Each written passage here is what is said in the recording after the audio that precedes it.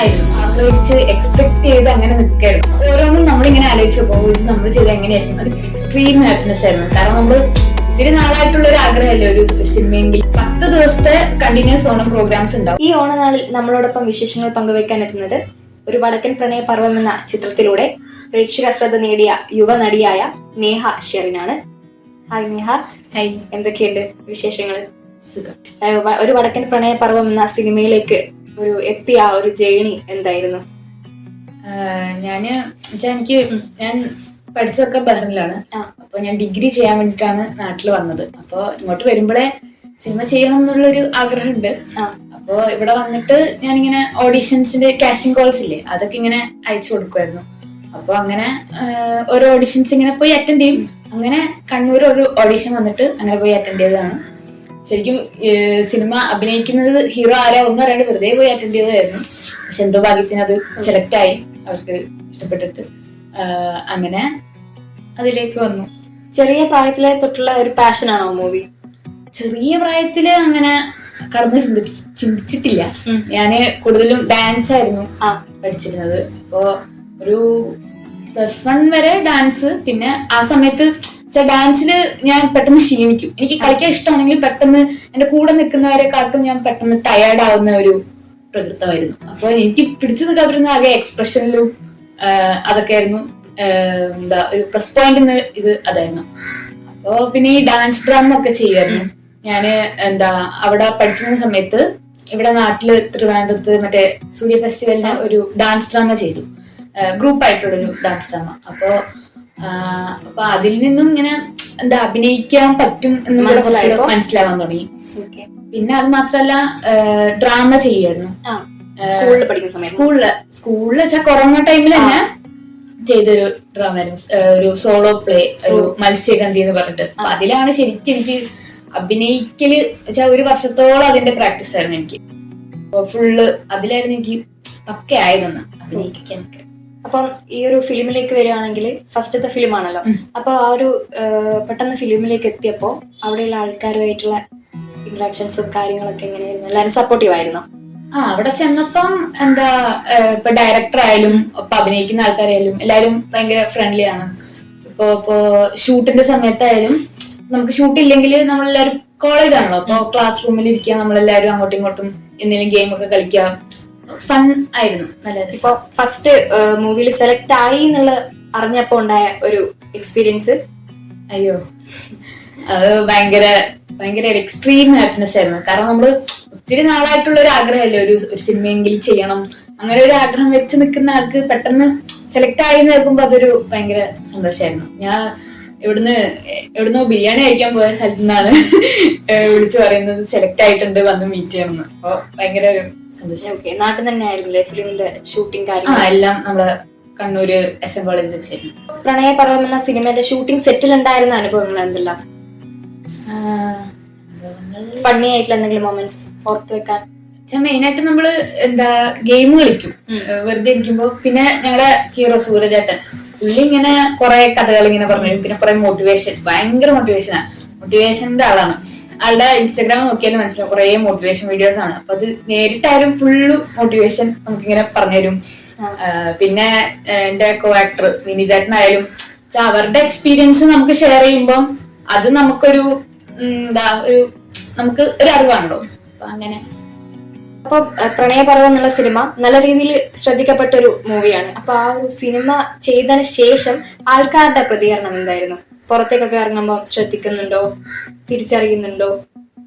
അങ്ങനെ എന്റെ മുന്നത്തെ ലൈഫും ഇപ്പോഴത്തെ ലൈഫും തമ്മിൽ അങ്ങനെ പറയത്തക്ക ഒരു മാറ്റവും വന്നിട്ടില്ല. ഞാനിപ്പോഴും എങ്ങനെയാണോ ക്ലാസ്സിന് പോകുന്നത് അതേപോലെ തന്നെ ബസ്സിന് പോവാ, ട്രെയിന് പോവാ, അതിനൊന്നും ഒരു മാറ്റവും വന്നിട്ടില്ല.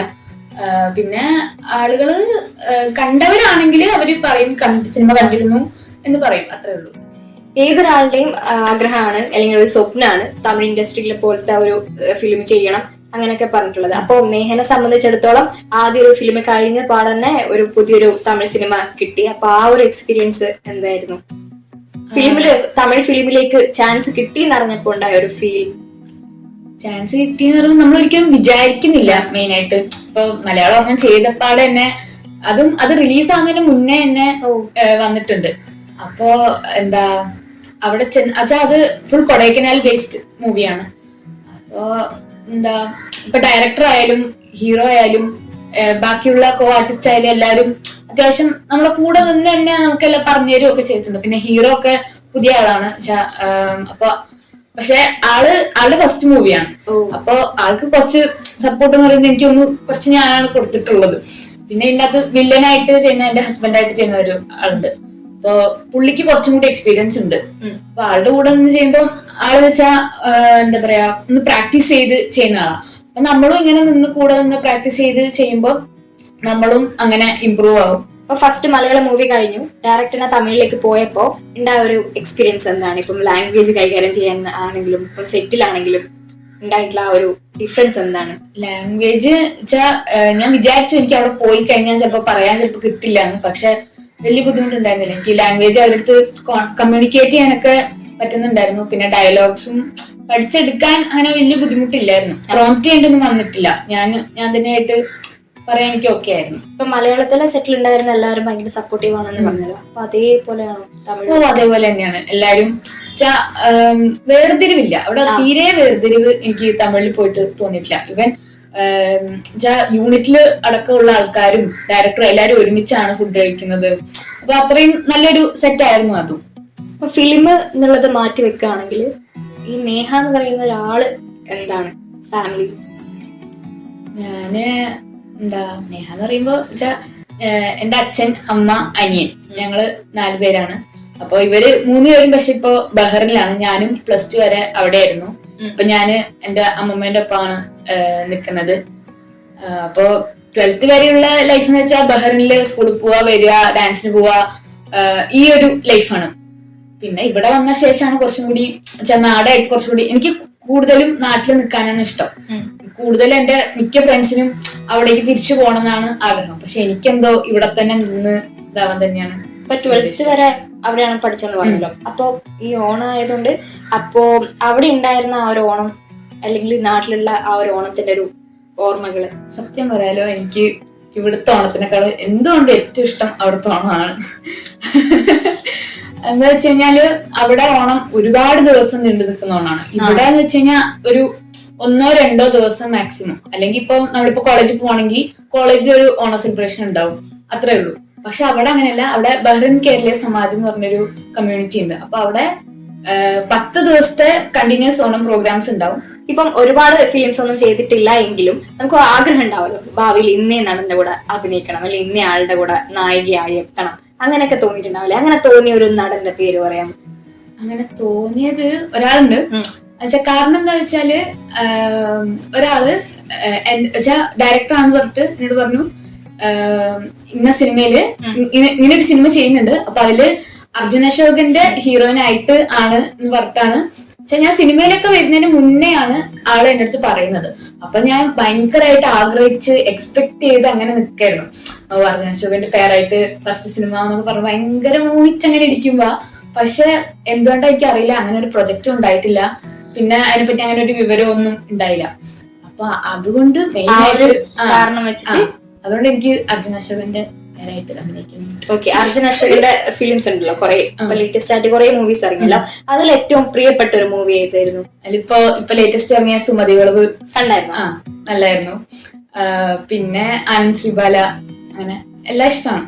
ഇപ്പം ഈ അർജുൻ അശോകന്റെ അല്ലാതെ തന്നെ ഒരുപാട് മലയാളത്തിൽ ഇപ്പൊ ലേറ്റസ്റ്റ് ആയിട്ട് കുറെ മൂവീസ് ഇറങ്ങിയല്ലോ. അതിൽ ഏതെങ്കിലും ഒരു മൂവി കണ്ടപ്പം ഈ ഒരു റോള് എനിക്ക് ചെയ്താൽ നന്നായിരുന്നു, എന്നെ കൊണ്ട് പറ്റുമായിരുന്നു അങ്ങനെ തോന്നിയ ഏതെങ്കിലും മൂവിയിലെ റോൾസ് അങ്ങനെ എന്തെങ്കിലും ഉണ്ടായിരുന്നു? എന്നുവെച്ചാൽ നമ്മളിപ്പോ തിയേറ്ററിൽ ഇപ്പൊ ഒരു സിനിമ കാണാൻ പോയി കഴിഞ്ഞാൽ, ഇപ്പൊ എന്റെ ഫിലിം ഇറങ്ങുന്നതിന് മുന്നേ ഞാൻ എന്നെ തന്നെ തിയേറ്ററിൽ കാണുന്നതിന് മുന്നേ നമ്മള് സിനിമ കാണാൻ പോയി കഴിഞ്ഞാൽ ഇപ്പൊ ആ ഹീറോയിൻ ചെയ്യുന്ന ഓരോന്നും നമ്മളിങ്ങനെ ആലോചിച്ചു പോകും, ഇത് നമ്മൾ ചെയ്താൽ എങ്ങനെയായിരിക്കും. അതിപ്പോ ഏത് സിനിമ ഞാൻ കാണാൻ പോയാലും ഞാൻ എന്നെ തന്നെ അതില് ജസ്റ്റ് ഒന്ന് ഇമാജിൻ ചെയ്ത് നോക്കും. അത് ഇന്നെന്നില്ല, എല്ലാം അങ്ങനെ ചിന്തിക്കും. ഇപ്പം പ്രണയ പർവ്വത്തിന്റെ റിലീസ് ആയ സമയത്ത് തിയേറ്ററിൽ പോയി കണ്ടപ്പോ ആ ഒരു ഫീൽ എന്തായിരുന്നു? തിയേറ്ററിലെ സ്ക്രീനില് ഇപ്പം ഇയാളുടെ മുഖം കണ്ടപ്പോ ആ ഒരു അതുണ്ടല്ലോ. ഞാന് തുടരും സിനിമ കാണാൻ പോയി. തുടരും കാണാൻ പോയപ്പം അൺഎക്സ്പെക്ടഡ് ആയിട്ട് അതിന്റെ ബ്രേക്ക് ഉണ്ടാവല്ലോ, ബ്രേക്കിന്റെ ഇടയിൽ നമ്മുടെ ട്രെയിലർ വരുന്നു. അപ്പൊ അത് എക്സ്പെക്ട് ചെയ്യാണ്ട് നമ്മുടെ ഫേസ് സ്ക്രീനിൽ കണ്ടപ്പോ ശരിക്കും പറഞ്ഞാൽ സിനിമ ഇറങ്ങിയതിനേക്കാളും എനിക്ക് ഭയങ്കര ഒരു സന്തോഷമായിരുന്നു. ട്രെയിലറിൽ എന്നെ അങ്ങനെ കാണാൻ പറ്റും. അപ്പൊ ആ സമയത്ത് ആരെങ്കിലും അവിടെ നിന്ന് തിരിച്ചറിയോ അങ്ങനെ? ഇല്ല അങ്ങനെ ട്രെയിലർ കുറച്ച് നേരമല്ലേ ഉള്ളൂ.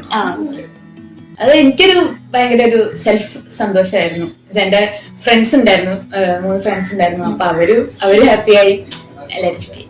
ഫിലിം തന്നെ കണ്ടിന്യൂ ചെയ്യണം എന്നാണല്ലോ ആഗ്രഹം. അപ്പൊ നാളെ എല്ലാവരും അറിയപ്പെടുന്ന ഒരു ഏറ്റവും നല്ലൊരു നടിയായി മാറട്ടെ, നല്ല ആശംസകൾ നേരുകയാണ്. അതോടൊപ്പം തന്നെ ന്യൂസ് ഇൻഡിപെൻഡൻസിന്റെ ഓണാശംസകൾ.